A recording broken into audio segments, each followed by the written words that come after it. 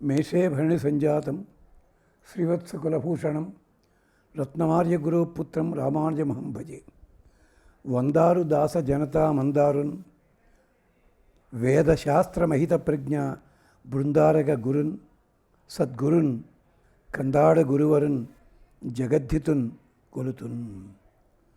శ్రీ మౌద్గల్య శ్రీవత్సస గోత్రజాతౌ శ్రీ అప్పలార్య రత్నమార్య తనుభవౌదౌ శ్రీమచ్చటారి చరణాంబుజ చెంచరీకౌ శ్రీరంగ రామానుజ దేశికౌ స్తుమః. భగవద్బంధులరా, మనం సంకల్పం చేసుకోవడంలో శ్రద్ధ ఎంత అవసరమో చెప్పుకుంటూ మనకి వేదంలో ఉన్నటువంటి శ్రద్ధ సూక్తం మీద చెప్పుకుంటున్నాం మనమంతా కూడా. అది ప్రియం శ్రద్ధే దదతః, ప్రియం శ్రద్ధే దిదాసతః, ప్రియం భోజేషు యజ్వాసు ఇదం మే ఉదితం కృతి. ఈ సంకల్పం ఉన్నది లాంఛనం కాదని చెప్పడానికి ఇంత యాతన. ఇవాళ మన పనులన్నీ కూడా ప్రారంభించడం బాగానే ప్రారంభిస్తాం, నాశనం అవుతోంది. ఇది రాజకీయాల్లో కావచ్చు, సామాజిక కార్యక్రమం అన్నిట్లో కూడా ఎక్కడైతే శ్రద్ధ ఉంటుందో అక్కడ ఎన్ని అడ్డంకులు వచ్చినా కూడా నడుస్తుంది. మరి గత కాలంలో ఉన్న వాళ్ళని ఆదర్శంగా తీసుకుంటే అలాంటిది ఇవాళ ఎందుకు చేసుకోలేకపోతున్నారు? ఎవరి మట్టికి వాళ్ళు ఆలోచించండి. అక్కడ శ్రద్ధ ప్రధానము. పూర్వకాలంలో వాళ్ళ లోపల ఆ శ్రద్ధ ప్రధానం గనక దాన్ని అలా నడిపించుకు వచ్చేవారు వాళ్ళందరూ కూడా. ఇప్పుడు ఉదాహరణకి ఒక తొడిలో జరుగుతోంది, దాని మీద ఆధారపడి ఉన్నవాళ్ళు నాశనం అవుతున్నారు. ఎక్కడో రోడ్లు వెడల్పు చేస్తున్నారు, చేస్తుంటే షాపులు కొలగొడుతున్నారు. మా బతుకులేమిటి? ఇది చాలా పెద్ద గొడవ. దానికోసం మేము చూచాం. మాకు 2 ఊళ్ళ మధ్య కాలం ఉండేది. దాటడానికి కాలంలో బల్లకట్టు కానీ దోణి కానీ ఉండేది. అలాంటి ఉంటే ఎంత కష్టమైనా దోణి కోసం వెయిట్ చేసి అలా కనీసం 20 రేవులు ఉండేవి దోణి ద్వారా. గవర్నమెంట్ వాళ్ళు 80 ప్రాంతాల్లో చటుక్కుని ఈ కాలువకి ఫ్లైఓవర్ కట్టదలుచుకున్నారు. బ్రిడ్జి, మామూలు బ్రిడ్జి కట్టారు నడుచుకోవడానికి, కానీ ఇబ్బంది కాదు. మరి ఇప్పుడు ఆలోచించండి, ఆ బల్లకట్టు వాడు ఏమవుతాడు? వాడు జీవనోపాధి పోవటం లేదా? అలాగే ఒకటి రైల్వే క్రాసింగ్లు ఉండేవి, క్రాసింగ్ అవుటర్ సిగ్నల్స్ ఉండేవి. అక్కడ గేటు వేసేసేవారు. గేటు వేస్తే పక్కనే చిల్లర దుకాణాలు, షాపులు, టీ షాపులు ఇవన్నీ ఉండేవి. అంచేత రైలు ఆగిపోయేది అక్కడ. అంచేత వీళ్ళందరికీ చాలా కలిసి వచ్చేది పాపం. ఉన్నట్టుండి అక్కడ గేట్ ఎత్తేసి ఫ్లైఓవర్లు కట్టారు. ఏం కావాలి? ఆంధ్రజ్యోతిలో దీని మీదే కథ వచ్చింది ఒకసారి. అలాగే మేము బల్లకట్టు మీద రాశాం. నిజమే, అక్కడ వేసినట్టయితే వాడి జీవనోపాధి పోతుంది. కానీ వాడేం చేశాడు? ఊళ్ళో వాళ్ళ సహాయంతో అక్కడ ప్రత్యేకించి వచ్చిన దుకాణము లేదా టీ కొట్టో ఏదో పెట్టుకున్నాడు. ఒక ఉపాధి పోయిందని చెప్పి భయపడలేదు. శ్రద్ధ, తాను ఏం చెయ్యగలడో దాని మీద నిలబడ్డాడు. ఇంతకుముందు ఆ నదినే నమ్ముకున్నాడు, ఆ కాలువను నమ్ముకున్నాడు, ఇవాళ కాలువ మీద వేసిన బ్రిడ్జిని నమ్ముకుంటున్నాడు. ఈ ఆలోచన వాడికైనా ఉంటుందండి? మనం చదువుతాం, ఈ చదివిన దాన్ని చదువు ఉద్యోగం కావాలి, ఉద్యోగం లేదు, వేరే దాంట్లో చేరతాడు. చేరి దాని మీద శ్రద్ధ పెట్టచ్చు కదా. ఒకప్పుడు బీకామ్ పాస్ అయితేనే బ్యాంకు ఉద్యోగాలు అనేవారు. తర్వాత బీఎస్సీ వాడికి వచ్చింది బ్యాంకు ఉద్యోగం. ఇవాళ సాఫ్ట్వేర్ కూడా బ్యాంకులు కడుతున్నారు. వీళ్ళు కూడా సాఫ్ట్వేర్ కడతానంటాడు. వీళ్ళు ఏం చేస్తున్నారు? వీళ్ళు అంటే దేంట్లో శ్రద్ధ చూపిస్తున్నారు? అదే చెప్తోంది ఇక్కడ. ఏమిటది? ప్రియం శ్రద్ధే దదతః. ఓ శ్రద్ధ, దదతః, మేమందరం కూడా ఇస్తున్నామే పురుడాశాదులు. దీనివల్ల ప్రియమును మాకు ప్రసాదించు. మేము ఏ పని చేసినా శ్రద్ధగా చేస్తాము. అందుకని మేము నేతితో దీపాలు వెలిగించినా, నూనెతో దీపాలు వెలిగించినా, ఒక దీపం పెట్టినా, 10 దీపాలు పెట్టినా, చిన్న పండు నైవేద్యం పెట్టినా, లేదా పాలు నైవేద్యం పెట్టినా శ్రద్ధగా చేస్తాము. దానివల్ల మాకు క్షేమాన్ని కలిగించు.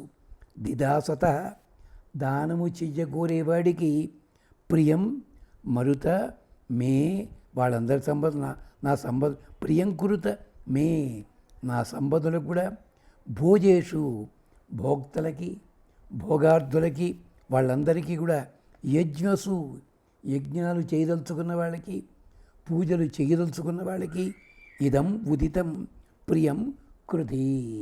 నేను శ్రద్ధగా ఏ మాట అంటున్నానో ఇది వాళ్ళకి ప్రేరణ జరగాలి, వాళ్ళు ఎదిగేలా చేయాలి, వాళ్ళు బాగుపడేలా చూడాలి. నువ్వు ఒకప్పుడు కులవృత్తులని దెబ్బతింటున్న రోజుల్లో ఆ కులవృత్తుల్లో ఎదిగిన వాళ్ళు కూడా వేరే రంగాల్లో అద్భుతమైన స్థితికి వెళ్ళిన వాళ్ళు ఉన్నారు. శ్రద్ధ అవసరము. ఒక కుర్రవాడు గొడ్ల కాడ కాపునేవాడు, గొడ్ల వెనకాల తిరిగేవాడు 17వ ఏట మెట్రిక్ పాస్ అయ్యి అదే శ్రద్ధతోటి సిఆర్ రెడ్డి కాలేజీ ఏలూరులో చదువుకుని పియూసి ఫస్ట్ ర్యాంక్ తెచ్చుకుని అక్కడే బీకామ్ పాస్ అయ్యి విశాఖపట్నం వెళ్ళి ఎల్ఎల్బి చేసి అక్కడి నుంచి మ్యాజిస్ట్రేట్గా రిటైర్ అయ్యి మహానుభావుడు. ఏమిటిది?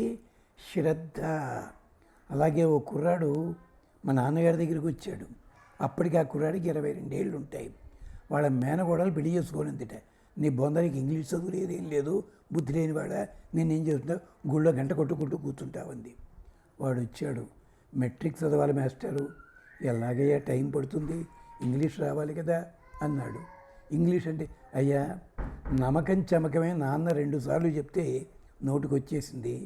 మీరు ఇంగ్లీష్ మాట్లాడడం ఎలాగో చెప్పండి, రాయడం ఎలాగో చెప్పండి, నేను చేస్తాను. తర్వాత ఐఏఎస్ ఆఫీసర్ స్థాయి దాకా ఎదిగాడు. మళ్ళీ ఆ పిల్ల వచ్చి పెళ్లి చేసుకుంటాంది. నాకు అక్కర్లేదన్నాడు. ఆ పిల్ల పెళ్ళికి కూడా సాయం చేశాడు. పేర్లు చెప్పట్లేదు, ఇలాంటి వాళ్ళ పేర్లు చూసాం మేము వచ్చిన తరంలో. అది శ్రద్ధ అంటే. శ్రద్ధ కలిగి ఉన్నట్టయితే ఈ పని చేయొచ్చు. అలాంటిది ఇదమ్మే ఉదితం కృతి. నాకు ఇలాంటిది గొప్పతనాన్ని కలిగించు. శ్రద్ధాం ప్రాతః హవామహే. మేము ఉదయం పూట శ్రద్ధకి నమస్కరిస్తాం. శ్రద్ధాం మాధ్యం దినం మధ్యాహ్నం కూడా శ్రద్ధని గౌరవిస్తాం. శ్రద్ధాం సూర్యస్య నిమృచి. సూర్యాస్తమయ సందర్భంలో కూడా మేము శ్రద్ధ పాటించి తీరుతాము. అంటే ఉదయం లేచి ముఖం కడుక్కోవడం మొదలుపెట్టిన మంచి శ్రద్ధ, మధ్యాహ్నం భోజనం, సాయంకాలం తిరిగి వచ్చేటప్పుడు ఎక్కడ చూచినా శ్రద్ధ శ్రద్ధ శ్రద్ధ. ఇది మాకు అలవాటు. దీనికే దూరదర్శన్ వచ్చిన కొత్తల్లో ఒక నాటకాలు వచ్చేవి. దాంట్లో ఒక నాటకం, ఒక ఆఫీసులోకి పాము వచ్చింది. పాము వస్తే కంగారు పడి పాముని పట్టేవాడికి పట్టుకొచ్చారు. వాడు పట్టుకుపోయాడు. వాడికి 50 రూపాయలు ఇచ్చారు. చటుక్కుని వాడి దగ్గర రసీదు తీసుకోలేదు, ఓచర్ తీసుకోలేదు. ఏం చేయాలో తెలియలేదు. తన్నుకుంటున్నారు head clerk, junior clerk, manager, వీళ్ళంతా ఎలాగే అని చెప్పి. ఈ లోపల అటెండర్ వచ్చాడు. ఒరే టీ తీసుకురారా. వాడు అడిగాడు, ఏమండి గురువుగారు ఏం టెన్షన్ పడుతున్నారు అన్నాడు. ఏం లేదురా, పాములు వాడు ఇందాక అది వెళ్ళమంటాను పిలవనా, వద్దురా వెళ్ళిపోయింటాడు వాడు. అప్పుడు వాడు చట్టుకుని అటు ఇటు చూసి, గురువుగారు ఎందుకు ఈ గొడవ అంతాను, సస్పెన్స్ అకౌంట్లో రాయండి అన్నాడు. గుండె ఆగిపోయింది వీళ్ళకి. సస్పెన్స్ అకౌంట్ అని ఒకటి ఉంటుంది. అంటే లెక్కల్లోకి రేపడిన కొన్ని దాంట్లో వేసుకుని వేరే అడ్జస్ట్ చేస్తారట. ఒరే నీకు ఈ పదం ఎలా తెలిసిందిరా? నేను 10th క్లాస్ ఫెయిల్ అయిపోయానండి. ఫెయిల్ అయ్యాను కనుకనే నాకు ఇక్కడ అటెండర్ పోస్ట్ ఇచ్చారు. పాస్ అయింటే నేను పరీక్షలు రాసుకుని మీలాగా అయి ఉండేవాడిని. లేదండి, కానీ ఇక్కడ నౌకరు పని చేసినా కూడా మీరు లెడ్జర్లు, రిజిస్టర్లు, పేపర్లు, ఇది అక్కడి అది ఇక్కడి అంటుంటారు సార్. ఇవ్వడం మాత్రమే కాదు, టేబుల్స్ తొడవడం మాత్రమే కాదు, ఏ లెడ్జర్ ఎవరికి ఇంపంటున్నారు, దాంట్లో ఏముంటుంది, ఇలాంటివి మీరు మాట్లాడుకునే మాటల ద్వారా నేను తెలుసుకున్నాను. బ్యాలెన్స్ షీట్లో లోపాలు ఏముంటాయో తెలుసు నాకు. సస్పెన్స్ అకౌంట్లో ఎలా ఉంటాయో తెలుసును. ఇది ఫండ్స్ ట్రాన్స్ఫర్, ఎకనామిక్స్ అంతా ఎగరబెట్టాడు వాడు. గుండె ఆగిపోయింది వాడికి. ఇది శ్రద్ధ అంటేను. ఇది 1982 ప్రాంతాల్లో దూరదర్శన్లో వచ్చిన ఒక నాటకం, అరగంట నాటకం. ఇది ధర్మ సుబ్రహ్మణ్యం గారు వాళ్ళంతా విషయాలు. శ్రద్ధ అన్నదానికి ఎందుకంటే ఎగ్జాంపుల్ ఏం కావాలండి, ఇలాంటిదే సైడ్ ట్రాక్ అయినా ఒకటి చెప్తాను. ఈవి సరోజ అని ఒక హీరోయిన్ ఉండేది వెనకటి రోజుల్లో. ఆ అమ్మాయికి 2 మిత్రులు కేవలము 10 నిమిషాల కంటే ఎక్కువ ఉండని వేషం ఇచ్చారు. వాళ్ళ నాన్న ఆ అమ్మాయిని పిలిచి, నువ్వు షూటింగ్కి వెళ్ళకి వాళ్ళన్నట్ట. అదేమిటి డైలాగ్ కాదు, నీకు తెలుగు సరిగ్గా రాదు, నువ్వు మలయాళీ పిల్లవి, తెలుగు మాస్టర్ని పెడతాను నేనుండు అని చెప్పి 10 డైలాగులు సరిగ్గా పలికించడం కోసం తెలుగు మాస్టర్ని పెట్టి తెలుగు చెప్పిస్తే ఆ తరువాత అమ్మాయి సూపర్ స్టార్గా ఎదగలిగింది, తెలుగు సినిమాలో నటించింది. శ్రద్ధ అంటే పొట్టకూటి కోసం చేసే పనుల మీద కూడా ఎంతమంది శ్రద్ధ పెట్టి ఎదిగిన వాళ్ళు ఉన్నారే. మరి వాళ్ళ సాఫ్ట్వేర్ ఇంజనీర్లు, ఎంఎస్సీలు, ఎంటెక్లు, భూషణాలు ఎంతమందికి ఉందని శ్రద్ధ. అదిగో సంకల్పం అంటే అర్థమవుతనమాట. శ్రద్ధాం మాత్యంతి నంబరి శ్రద్ధాం సూర్యస్య నిమృచి శ్రద్ధే శ్రతో ధాపయ ఇహ నాప. మాకు బాబు మాకు శతో ధాపయ ఇహన. దీంట్లో శ్రద్ధ మాకు కలిగించు ఈ పని లోపల.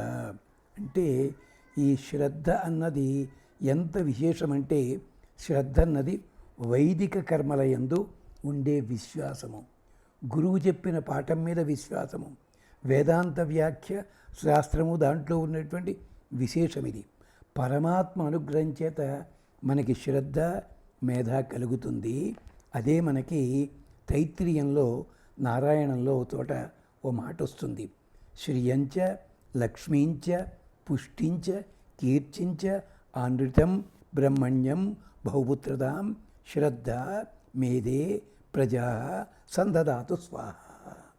ఓ శ్రద్ధ, ఓ మేధ, నాకు సంపదయ్యి, శ్రియం అంటే ఆశ్రయించిన వాళ్ళందరూ కూడా సుఖంగా బతకడానికి వీలైనటువంటి సంపద, లక్ష్మి నాకు గుర్తింపు తెచ్చే సంపద, అది పుష్టిం దేహపుష్టి మానసిక పుష్టి, కీర్తించ నేను ఎక్కడున్నా వెళ్ళిపోయినా ఎక్కడున్నా 10 మందికి తెలవాలి నా పేరు, కీర్తించ ఆనృణ్యతాం ఎవడికి కూడా రుణపడి ఉండడానికి వీల్లేదు, అలాంటి రుణహీనమైన స్థితి ఉండేలాగా. అంతేకాదు బ్రహ్మణ్యం బ్రహ్మతత్వాన్ని తెలుసుకునేలాంటి వేదాంత పరిజ్ఞానాన్ని కలిగించు నాకు, బ్రహ్మణ్యం బహుపుత్రతాం ఎక్కువ మంది సంతానం కూడా కలగాలి వాళ్ళంతా, శ్రద్ధ మేధే ప్రజా సంబభూవ. అందుకని చెప్పి ఇలాగే ఒక శిష్యుడు ఉండేవాడు, గురువు దగ్గరకు వచ్చాడు. ఇది మనకి ఉత్తంకోపాఖ్యానం అని ఉంది దాంట్లో. ఏరా నువ్వు వెళ్ళి ఆవుల్ని కాపలా కాయరా అన్నాడు. వెళ్ళాడు, ఆవులు కాపలా కాచుకుంటున్నాడు. మంచి బలంగా ఉన్నాడు. శిష్యుని పిలిచి అడిగాడు, ఏం తింటున్నావురా? ఏం లేదండి, అమ్మగారు రోజు కూడా 2 పూట్ల బాగా భోజనం పెడుతున్నారు, అందుకని బలంగా ఉన్నానండి. భార్యని పిలిచి రేపటి నుంచి వాడికి అన్నం పెట్టకన్నాడు.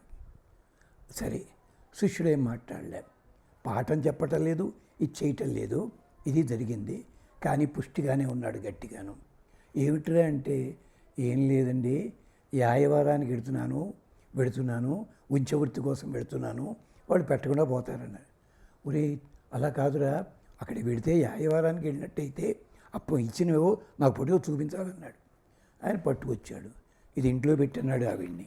వాడికి అది లేదు, అయినా బలంగానే ఉన్నాడు. ఏం చేస్తున్నారు అబ్బాయి? ఏం లేదండి, మొదటిసారి యాయవారానికి వెళ్ళినప్పుడు ముష్టత్రానికి వెడితే వాళ్ళు ఇస్తున్నారు, అది మీకు ఇస్తున్నాను, రెండోసారి మళ్ళీ పెడుతున్నాను అన్నాడు. ఒరే దుర్మార్గుడా, యాయావారం అన్నది 2 సార్లు చేయకూడదు, ఒకటేసారి చేయాలి మాని అన్నాడు. అయినా బలంగా ఉన్నాడు వాడు. ఇది మహాభారతంలో కదా. ఏం చేస్తున్నావురా? ఏం లేదండి, అక్కడ చెట్లు ఉంటాయి కదండి, చెట్ల కాయలు పళ్ళు తింటున్నాడు. దుర్మార్గుడా, ఆ చెట్లు ఉన్న ప్రదేశము ఎవరిదో, అధికారి ఎవరిదో తెలుసునా?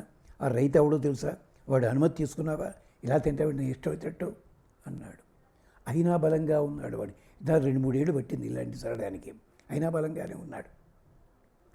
ఏం తింటున్నావురా?